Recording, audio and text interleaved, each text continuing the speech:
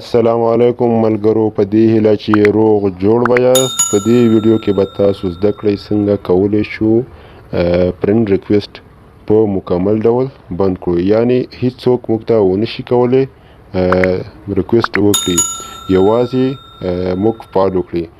نو د دې لپاره چې ریکویسټ په مکمل ډول بند کړو، تاسو به لاړ شئ دغه فیسبوک لاک او دغه درې کرښو باندې به تاسو کلیک کوئ.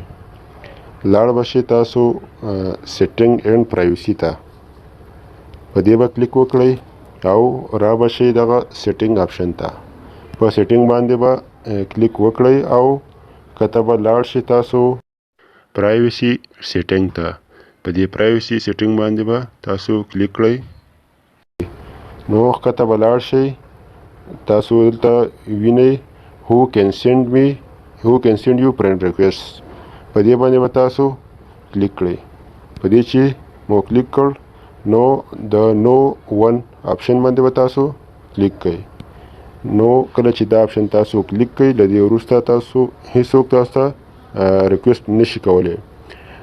یوه یادونه باید وکړو، دا د نو ون آپشن بعضې خلکو ته نه ورکوي. د دې لپاره چې تاسو ته د نو ون آپشن درکړي، نو تاسو باید ریکویسټونه چې کوم تاسو ته راځي هغه تاسو کنفرم نه کړئ او نه یا ډیلیټ هم نه کوئ، کنفرم هم نه کړئ، تر څو دغه ریکویسټونه زرو ته ورسیږي. او زرو ته چې کله ریکویسټونه ورسیږي نو بیا ستاسو اکاونټ ته ریکویسټ نه راځي. څوک چې تاسو ته د ایډ فرینډ بټن باندې کلیک کوي، نو د دې پر ځای چې ریکویسټ راشي ډایرکټ به ستاسو فالوور جوړیږي.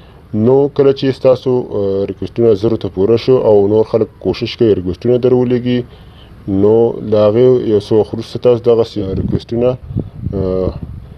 ونه منئ او نه یې رد کړئ، نو د وخت په تېرېدو سره فیسبوک بیا تاسو ته دغه د نو ون آپشن درکوي. یعنی دغه د نو ون آپشن هغه چاته فیسبوک ورکوي د چاته چې زیات ریکویسټونه راځي او هغه یې نه کنفرم کوي او نه ډیلیټ کوي.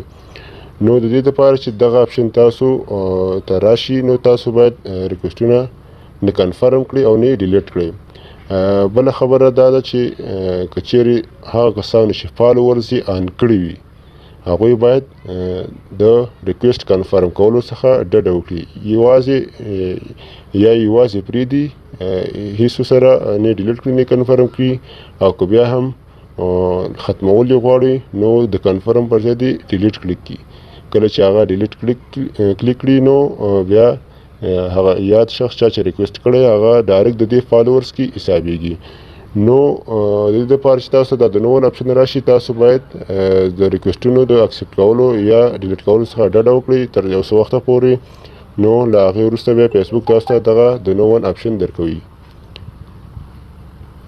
تاسو وګورئ who can send you friend request، دغه آپشن مکمل لاندې وګورئ، نو ون ورکړل شوی دی، یعنی هیڅوک موږ ته ریکویسټ نشي رالیږلی.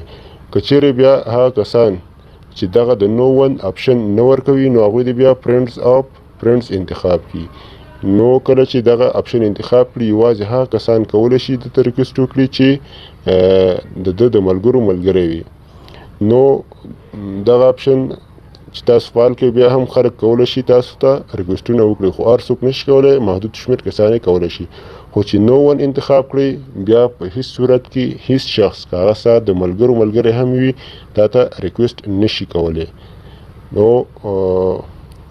د دې ویډیو کې تاسو زده کړل څنګه کولی شو ریکویسټ په مطلق ډول بند کړو. په راتلونکي ویډیوګانو کې به تاسو وګورئ څنګه کولی شو خپل ټول غیر فعال ملګري په یو کلیک معلوم کړو او انفرینډ یې کړو. مننه له ویډیو کتلو څخه. په دې هیله چې ویډیو له ملګرو سره شیر کړئ، او که کومه پوښتنه یا نظر لرئ د ویډیو په اړه، تاسو یې په کمنټ کې ولیکئ.